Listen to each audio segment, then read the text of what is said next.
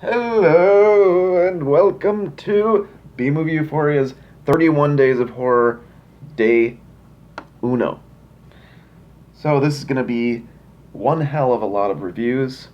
So I'm going to try to make these a little bit shorter. Um, so, you know, they're easy to watch, I guess.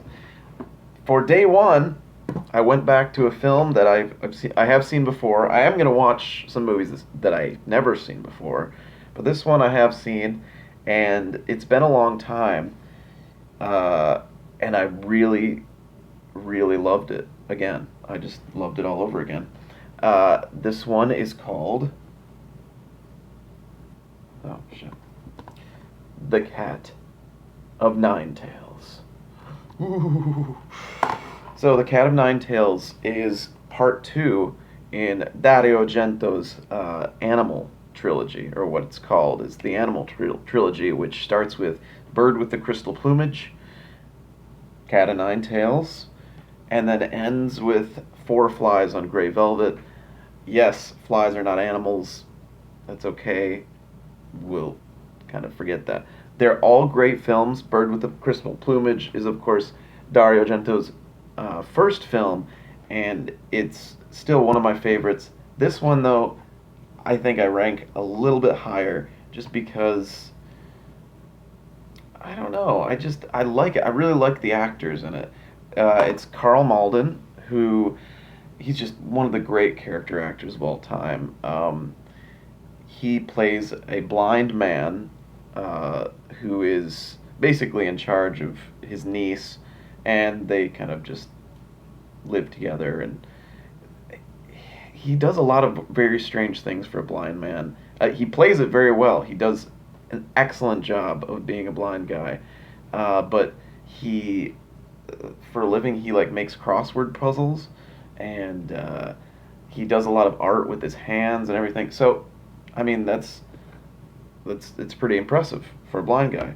So his niece calls him Cookie, which is also very cute. Anyway, we're getting too into it. Anyway, they're walking down the street one day, and Cookie hears two men in a vehicle talking, and they're talking about one is talking about you can't blackmail with me with this, or I won't blackmail you, but the public needs to know, blah blah blah.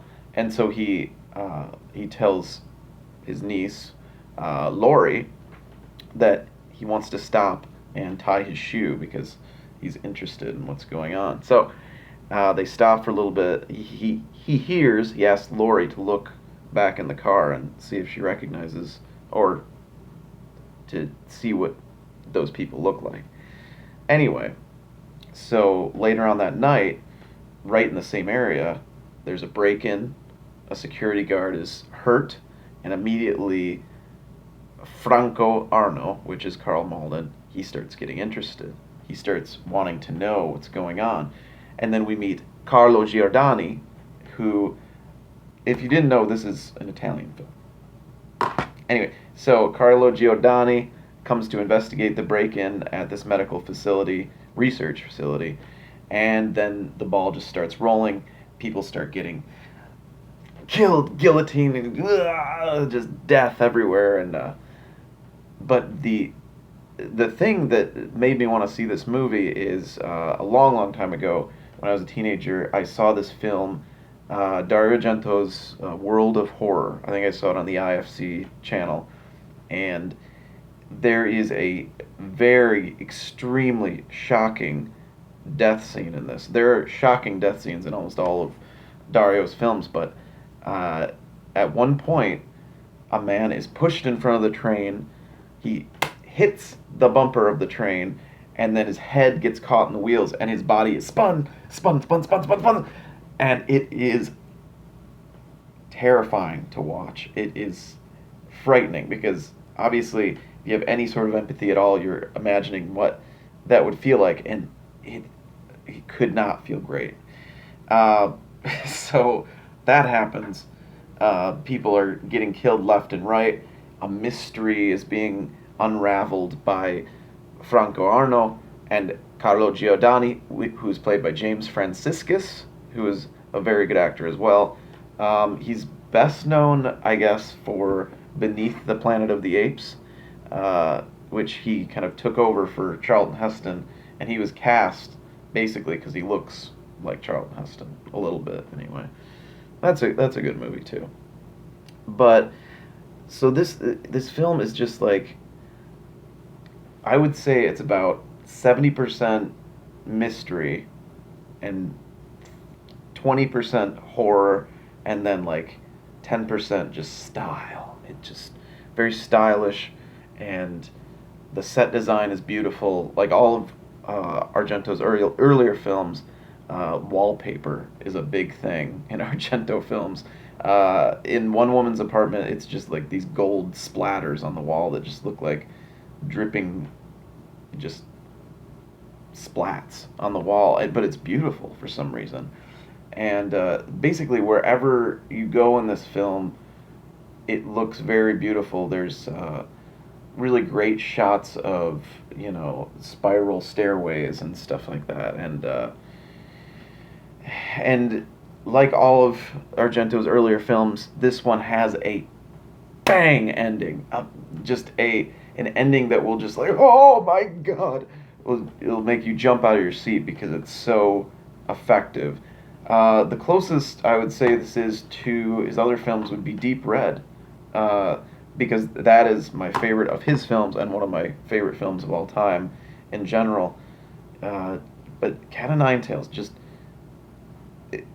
very, it's a great mystery because you really don't know who's doing the killing until the last 5 minutes, and I love that. When I first saw it, I loved it. Um, all right, so when I first started getting into Dario Argento, I wanted everything that I could find, and back then, it was like getting a Blu-ray of this or that, or finding something like that. It was a little bit more difficult. So I think the first thing I got was I got a crappy DVD of Cat o' Nine Tails, and I mean it was decent enough, but it didn't look that great. And around the same time, I got like a bootleg of Four Flies on Grey Velvet. I think since then there has been a decent release of Four Flies, um, which is another great film. I don't remember that one either. And so this was really great because I haven't seen it in so long. I didn't remember who the killer was, and it is someone that you see throughout the film at one point, and it's just great when you're like, oh, it's him. Oh my god! And then he kind of a really great thing in the end is Franco Arno, played by Carl Malden. His niece is kidnapped by this killer. I don't want to give too much away because I want you to see this, and it's on streaming things and you can find it. But he's basically asking the killer like, "Where is she? Where is she?" And the guy's like explaining. I mean, guy or girl, let's say, is explaining why he did it, and the reason for killing all these people. And he's like, "I don't care. Where is she?"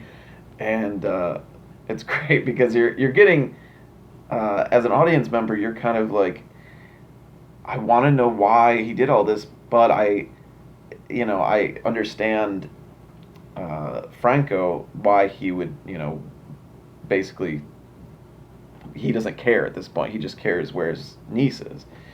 So that's great.